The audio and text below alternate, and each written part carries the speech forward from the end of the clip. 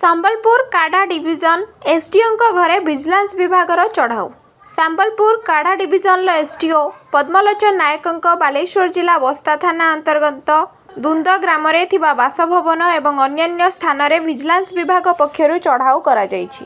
आय बहिर्भूत संपत्ति ठूल अभियोग हेबा परे एही कार्यानुष्ठान ग्रहण करा जायछि। बालेश्वर जिला बस्ता थाना अधीन दुंद ग्राम पैतृक बासभवन समेत तांको सह जड़ित एकाधिक स्थान में चढ़ाऊ करा जायछि। विजिलेंस विभागर स्पेशल स्क्वाड एही चढ़ाऊ रे सामिल अछंती एवं तांकर स्थावर अस्थावर संपत्ति बैंक अकाउंट सुना गहना और जमी संपर्कित बहु गुरुत्वपूर्ण कागजपत्र विजिलेंस हाथ में लगी। चढ़ाऊ शेष हेबा परे मोट केते परिमाणर संपत्ति जबत हैला से नै विजिलेंस विभाग पक्षरु स्पष्ट सूचना मिलिबो।